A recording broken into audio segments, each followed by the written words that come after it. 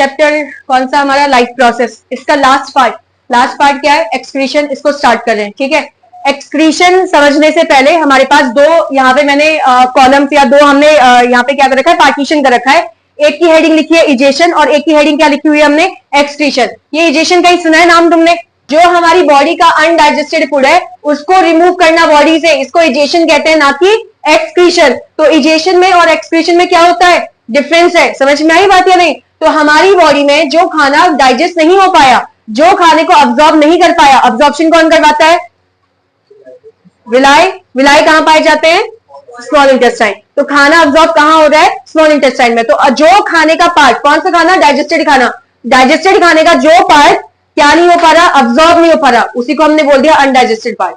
समझे कि नहीं? तो यानी कि मैं यहां पे क्या लिख रही हूं, इजेशन का मतलब क्या होता है, इजेशन का मतलब होता है रिमूवल ऑफ अनडाइजेस्टेड, जो खाना हमारी बॉडी में अच्छे से डाइजेस्ट नहीं हो पाया है, अनडाइजेस्टेड एंड अनअब्सॉर्ब, जो जिसको अब्सॉर्ब भी नहीं कर रखा है। अरे डाइजेस्ट नहीं होगा तो अब्सॉर्ब कैसे करेंगे, आ रहा होगा समझ में? तो हमारी बॉडी से रिमूव कर रहे हो तुम किसको, अनडाइजेस्टेड और अनअब्सॉर्ब्ड फूड को। समझ में आया कि नहीं? इसी को हम क्या बोलते थे, इजेशन बोलते हैं। और जो एक्सक्रीशन है, एक्सक्रीशन का मतलब क्या होता है, removal of harmful metabolic waste. क्या है इसका मतलब, हार्मफुल मेटाबॉलिक वेस्ट, इसकी डेफिनेशन है। उसका मतलब क्या है वो यहाँ पे लिखा हुआ है, वही सेम चीज है यहाँ पर भी। समझ में आ रही बात? इसमें क्या बोला है, रिमूवल ऑफ अनडाइजेस्टेड अनअब्सॉर्ब फूड।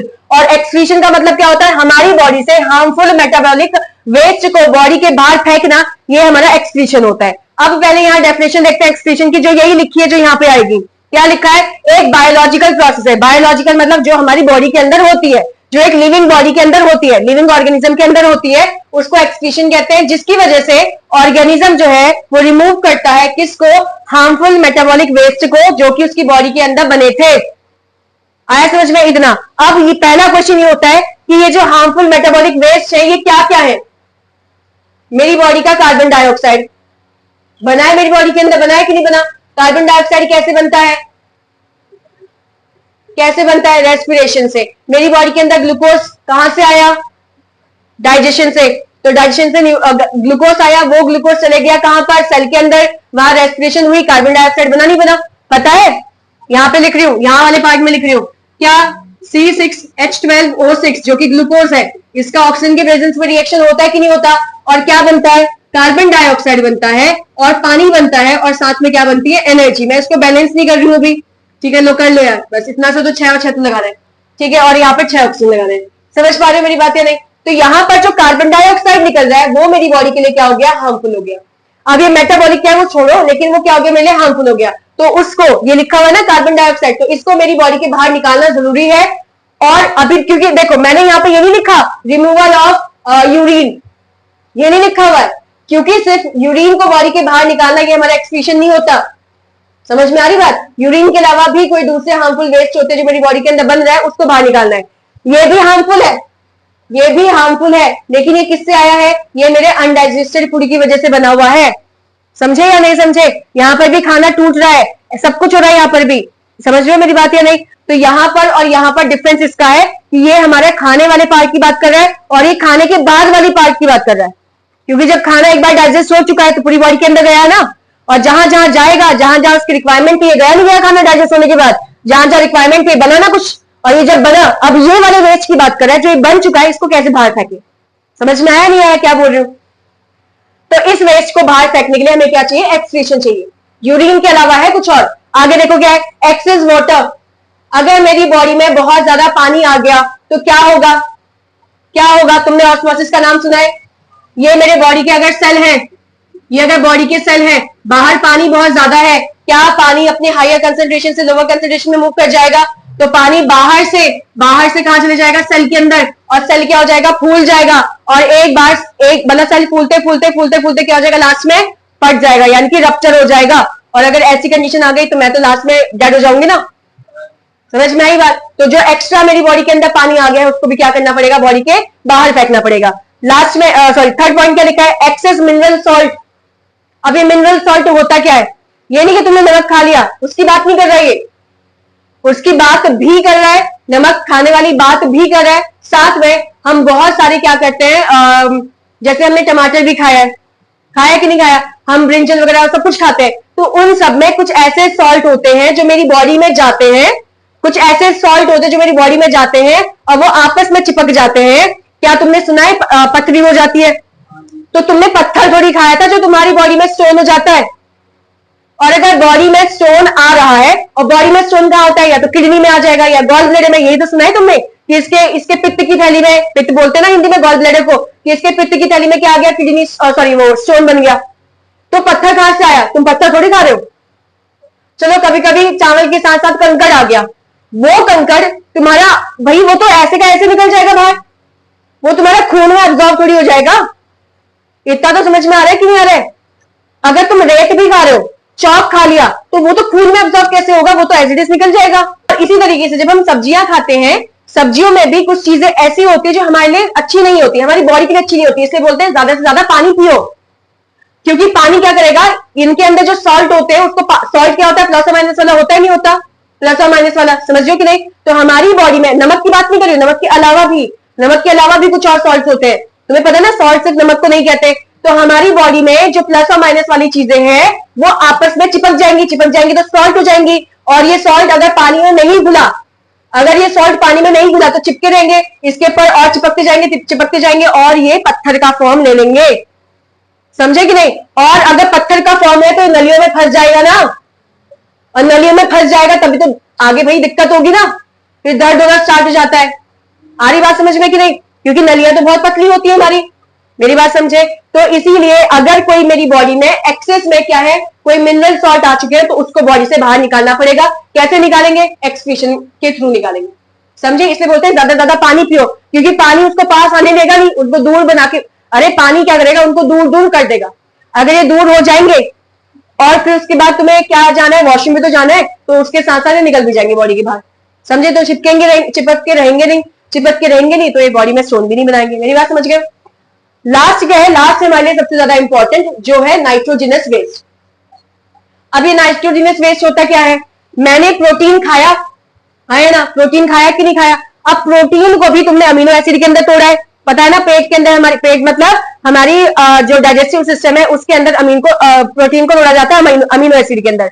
अब ये अमीनो एसिड कहां कहां यूज होते हैं भैया? ये बहुत जगह यूज होते हैं, बहुत सारी जगह यूज होते हैं, मेरी पूरी बॉडी में अमीनो एसिड यूज होते हैं। अब यूज होते हैं तो ये अपने अमीनो एसिड के फॉर्म में यूज नहीं होते, इसको मुझे कन्वर्ट करना पड़ता है, समझ में आ रही बात? जैसे मेरे बालों में क्या यूज होता है, मेरे बालों में प्रोटीन होता है, पता है नहीं पता? और ये जो नेल्स होते हैं यहाँ पे भी क्या होता है, प्रोटीन होता है। सेल की जो सबसे बाहर वाली लेयर होती है प्लाज्मा मेम्ब्रेन, वो भी किसकी बनी होती है? प्रोटीन की बनी होती है। क्या सब एक ही प्रोटीन के बने हुए हैं? तो सिर्फ एक ही प्रोटीन खाओ तुम, समझ रहे हो कि नहीं? सब अलग अलग प्रोटीन के बने होते हैं। अब प्रोटीन कैसे बनता है? जब अमीनो एसिड पास आएंगे तो प्रोटीन बनेगा कि नहीं बनेगा? क्यों? क्योंकि हमने तो प्रोटीन खाया था, खाने के बाद उसके अमीनो एसिड्स को अलग कर दिए थे, तो जब अमीनो एसिड पास आएंगे फिर से प्रोटीन बन जाएगा, है कि नहीं? तो ये जिससे भी बना है, जिस भी प्रोटीन की लेयर से बना है, तो सबके सब बॉडी में जो प्रोटीन है वो सेम थोड़ी होंगे, सब अलग अलग होंगे, समझे? तो हमारी बॉडी का जो लीवर है, लीवर वो क्या करता है, वो प्रोटीन को बनाता है, समझ लो? प्रोटीन बना रहा है बॉडी के अंदर, कहां से बना रहा है? अमीनो एसिड जो खाए थे उनको चिपका चिपका के प्रोटीन बना रहा है, जिसकी जरूरत है मेरी बॉडी में अलग अलग जगह पर। आया समझ में क्या बोल रही हूं मैं? प्रोटीन बनाते समय कभी कभी अमोनिया यानी कि NH3 निकल जाता है, जो कि नाइट्रोजनस वेस्ट हो गया ना, नाइट्रोजन कंटेनिंग कंपाउंड, समझ रहे हो कि नहीं? उसके अलावा यूरिया, उसके अलावा यूरिक एसिड, ये मेरी बॉडी के अंदर भी बन जाते हैं। अब ये बहुत ज्यादा टॉक्सिक है, कभी एक बार मैंने शायद इसके बारे में डिस्कशन किया था, ये हमारी बॉडी के लिए क्या होते हैं, बहुत ज्यादा हार्मफुल है, ठीक है? अगर ये हार्मफुल है तो इसको मुझे क्या करना पड़ेगा, बॉडी के बाहर फेंकना पड़ेगा। आया समझ में कि नहीं आया? और मेन हमारे यही वाले वो है क्या बोलते हैं, एक्सक्रीशन में मेन हम इसी को फेंकते हैं बाहर, हम इसी की बात करते हैं, समझे या नहीं समझे? कोई दिक्कत तो नहीं है? अब ये मेटाबॉलिक वेस्ट समझते हैं, ये तो समझ में आ गया ना, ये होते हैं सारे हार्मफुल मेटाबॉलिक वेस्ट। ये बनते कैसे हैं? ये बनते हैं हमारे पास दो प्रोसेस से, एक का नाम है कैटाबॉलिक प्रोसेस और एक का नाम क्या होता है, एनाबॉलिक प्रोसेस। समझ रहे हो कि नहीं समझे? ऐसा मैंने तुमको पहले कहीं बता रखा है कि नहीं? ये दोनों ही प्रोसेस हमारी केमिकल रिएक्शन होती है। कैसी क्या होती है दोनों? Chemical reaction. कैटाबॉलिक मतलब कट, एनाबॉलिक मतलब जोड़ने वाला, ठीक है? एक को याद कर लो, दूसरा उसका उल्टा होगा। कैटाबॉलिक मतलब कट करने वाला। बताओ क्या यहाँ पर ये वाला मॉलिक्यूल कट हो रहा है? जब ये मॉलिक्यूल कट हुआ तो कार्बन डाइऑक्साइड और ये सब चीजें बनी कि नहीं बनी? तो क्या ये कार्बन डाइऑक्साइड बना मेरी बॉडी में? ठीक है, तो ये कैसी प्रोसेस हो गया? मेटाबॉलिक प्रोसेस हो गया। और जो ये वेस्ट हुआ वो वेस्ट कैसा हो गया? मेटाबॉलिक वेस्ट हो गया। आया समझ में कि नहीं है? और ये सब मेरी बॉडी के लिए खराब है, इसीलिए शब्द लगा दिया आगे क्या? हार्मफुल। आया? दिक्कत तो नहीं? क्या पढ़ रहे हो टॉपिक? यहां पे जो लिखा हुआ है वो ये वाला पार्ट है कि कौन सा ऑर्गेनिज्म किस चीज को, कौन से नाइट्रोजनस वेस्ट को, नाइट्रोजनस वेस्ट मतलब क्या होता है? जिसके अंदर क्या होता है हमारे पास, मैंने लिखा है ना, अमोनिया होता है, यूरिक एसिड होता है और यूरिया होता है। तो कौन सा ऑर्गेनिज्म किस नाइट्रोजनस वेस्ट को सबसे ज्यादा रिलीज करता है? समझे कि नहीं? हमारी बॉडी में क्या होता है, सारी चीजें बनती है, मतलब अमोनिया भी बनता है, यूरिक एसिड भी बनता है, यूरिया भी बनता है, बट हम सबसे ज्यादा किस चीज को बाहर निकालते हैं हम उसकी बात कर रहे हैं। तो जो फिशेस होती है वो सबसे ज्यादा किसको निकालते हैं? अमोनिया को निकालते हैं बाहर। ठीक है, और जो ये हमारे पास क्या लिखा है, बर्ड्स, ये क्या निकालते हैं?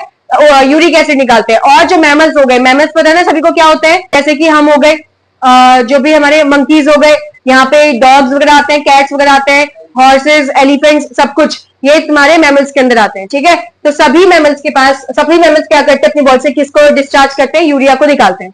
समझ में आया? अब यहाँ पे आओ, ये है हमारा मेन चीज, ये थोड़ा सा बुक में दे रखा था इसलिए लिखवा दिया। अब ह्यूमन बींग के अंदर एक्सक्रीशन कैसे होता है, हम लोगों के अंदर, सिर्फ हमें अपने बारे में पढ़ना है फिलहाल अभी।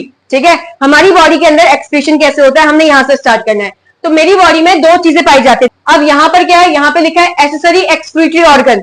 एसेसरी मतलब जो मेन एक्सक्रीटरी ऑर्गन नहीं है। एक्सक्रीटरी और एक्सक्रीशन तो समझते हो, ऐसे ऑर्गन जो एक्सक्रीशन में पार्टिसिपेट करेंगे उसको एक्सक्रीटरी ऑर्गन कहेंगे। और यहाँ पर एसेसरी लिखा हुआ, यहाँ पे क्या लिखा है? मेन। तो इसका मतलब ये ऑर्गन हमारे मेन ऑर्गन नहीं है जो बॉडी के बाहर चीजों को फेंक रहे हैं।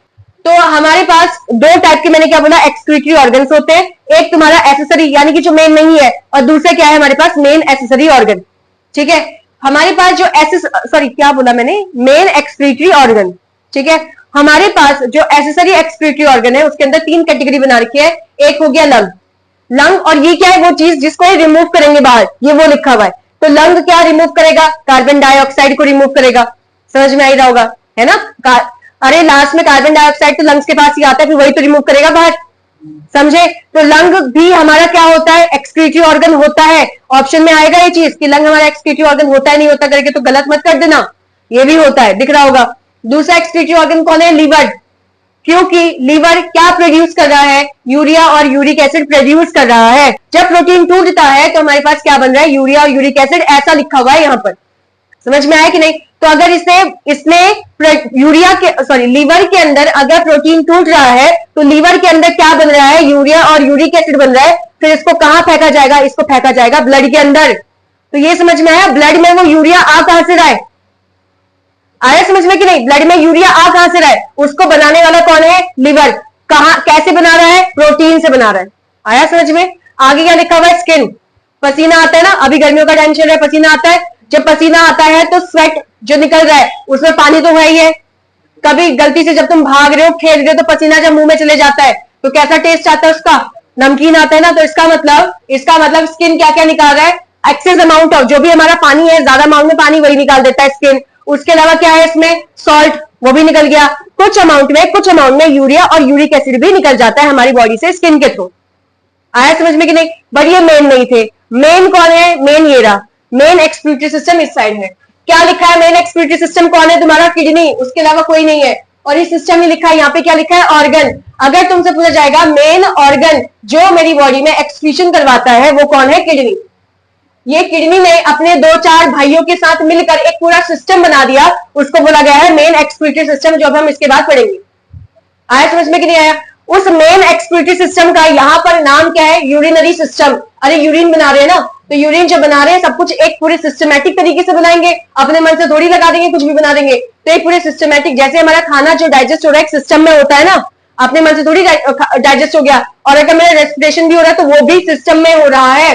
तो वैसे मेरा जो बॉडी के अंदर क्या होगा? रिमूवल होगा किसका? यूरिन। मेरी बॉडी में जो यूरिन बनेगा वो भी कैसे बनेगा? एक सिस्टम में बनेगा। तो उस पूरे सिस्टम का नाम क्या है? Urinary system. उसके अंदर मेन ऑर्गन कौन है? किडनी।